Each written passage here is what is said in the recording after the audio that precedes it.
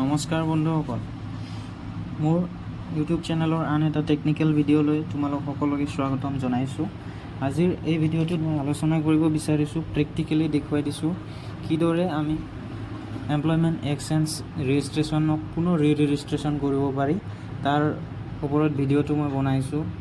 তো ভিডিঅ'টো প্ৰথমৰ পৰা শেষলৈ চাবা, কাৰণ বৰ্তমান সময়ত গভৰ্ণমেণ্টৰ পৰা নটিচ আহিছে যে যদি আমি এমপ্লয়মেণ্ট এক্সচেঞ্জ ৰেজিষ্ট্ৰেশ্যন নকৰোঁ তেতিয়াহ'লে আমি গভৰ্ণমেণ্টৰ যিকোনো চাকৰিৰ পৰা বঞ্চিত হ'ব লাগিব পাৰে। তো প্ৰথমৰ পৰা শেষলৈ ভিডিঅ'টো চাবা, কাৰণ ভিডিঅ'টোত মই সুন্দৰকৈ প্ৰেক্টিকেলি কৰি দেখুৱাইছোঁ। তো ভিডিঅ'টো যদি ভাল লাগে তেতিয়াহ'লে এটা লাইক কৰি দিবা, আৰু চেনেলটো যদি ছাবস্ক্ৰাইব কৰা নাই তেতিয়াহ'লে চেনেলটো এবাৰ ছাবস্ক্ৰাইব কৰি ল'বা।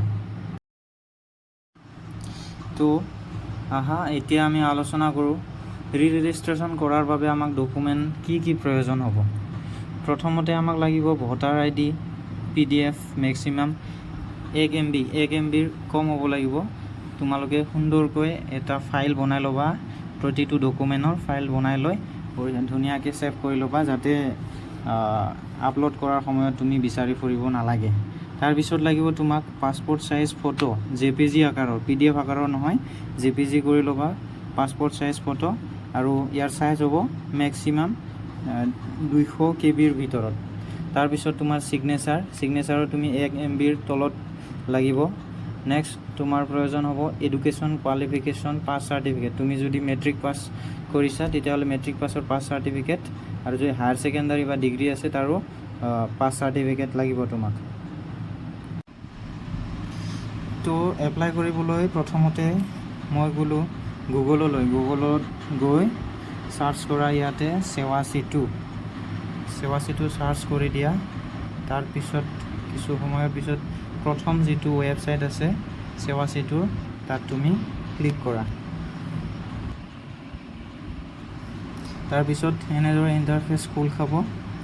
তো তললৈ আহা, লগইন লিখা আছে যে ইয়াতে, তো তুমি লগইনত ক্লিক কৰা। এতিয়া লগইনত ক্লিক কৰাৰ লগে লগে তোমাৰ ইউজাৰ নেম আৰু পাছৱাৰ্ড মাৰিব দিব। যিহেতু মোৰ ইউজাৰ নেম পাছৱাৰ্ড প্ৰথমতে চাইন আপ কৰি থোৱা আছে, তো মই ইয়াত চাইন ইন কৰি ল'লোঁ। নেক্সট চাইন ইন কৰাৰ পিছত এনেকুৱা ধৰণে ইণ্টাৰফেচ খোল খাব, আৰু তলত তুমি কি এপ্লাই কৰিছিলা সেই সম্পূৰ্ণ ডিটেইলছ আহিব। তোমাৰ ইয়াতে লিখা আহিব ৰেজিষ্ট্ৰেশ্যন, তাত ক্লিক কৰা আৰু তললৈ যোৱা। ইয়াতে যিবিলাকে নতুনকৈ কৰিব তাৰ ফিজ দিয়া আছে। তো আমাক যিহেতু আমাৰ আগৰে আছিলে, তো আমাৰ ফিজ কোনো প্ৰয়োজন নাই। তাৰপিছত আমি এগ্ৰিত ক্লিক কৰি তলত আমাৰ আধাৰ নম্বৰ বহাই দিম। তো আমাৰ আধাৰ নম্বৰ বহাই দিলোঁ ইয়াতে। নেক্সট আধাৰ নম্বৰত তোমাৰ যিটো নাম এণ্টাৰ কৰা আছে সেই নামটো তলত এণ্টাৰ কৰি দিয়া। লগে লগে OTP এটা তোমাৰ আধাৰ নাম্বাৰৰ সৈতে মোবাইলত যাব। তো সেই OTPটো তুমি ইয়াতে পুট আপ কৰি ভেৰিফাই কৰি লোৱা। ৰেজিষ্ট্ৰেশ্যন নম্বৰ মাৰি গেট ডাটাত ক্লিক কৰাৰ লগে লগে তোমাৰ এনেকুৱা ধৰণে ইণ্টাৰফেচ খোল খাব, য'ত তোমাৰ সম্পূৰ্ণ ডিটেইলছ, তুমি ফিল আপ কৰা সম্পূৰ্ণ ডিটেইলছ তলত শ্ব' কৰিব।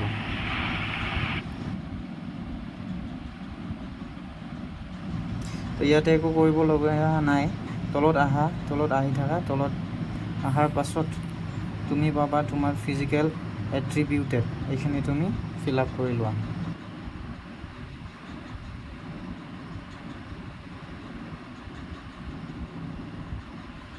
তাৰপিছত ছেভ এণ্ড নেক্সট ক্লিক কৰা।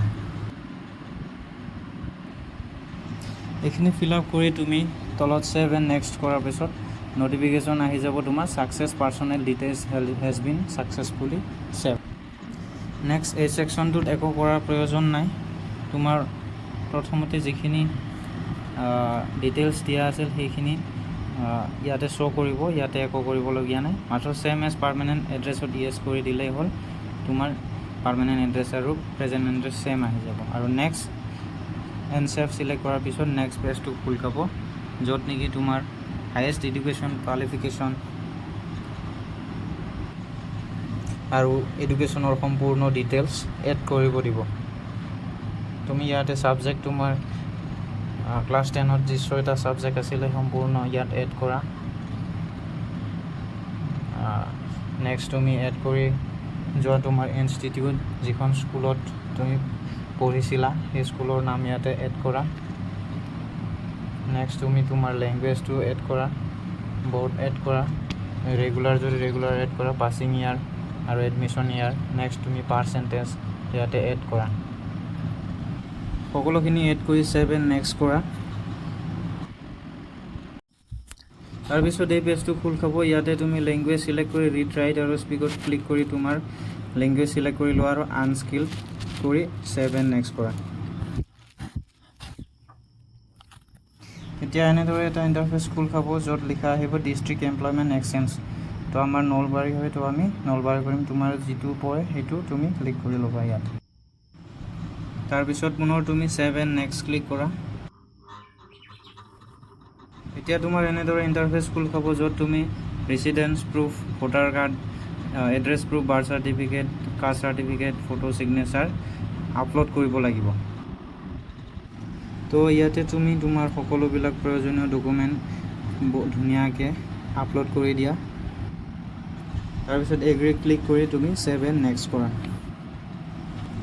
তাৰপিছত তোমাৰ ধুনীয়াকৈ আপলোড হৈ যোৱাৰ পিছত তোমাৰ ৰেজিষ্ট্ৰেশ্যন চাৰ্টিফিকেটখন আহি যাব। ইয়াতে অপশ্যন আহিব তোমাৰ ভুল হৈছে যদি এডিট কৰিবলৈ, আৰু যদি ভুল হোৱা নাই তেতিয়াহ'লে ফাইনেল ছাবমিট কৰিবলৈ। তো মই ফাইনেল ছাবমিট কৰি দিলোঁ। এতিয়া চোৱা মোৰ সম্পূৰ্ণ ৰেজিষ্ট্ৰেশ্যন অৰ্থাৎ এমপ্লয়মেণ্ট এক্সচেঞ্জ চাৰ্টিফিকেটখন ডাউনলোড কৰাৰ অপশ্যন আহি গ'ল। তলত ডাউনলোড অপশ্যনত ক্লিক কৰি তোমাৰ চাৰ্টিফিকেটখন ধুনীয়াকৈ ডাউনলোড কৰি ল'ব পাৰিবা।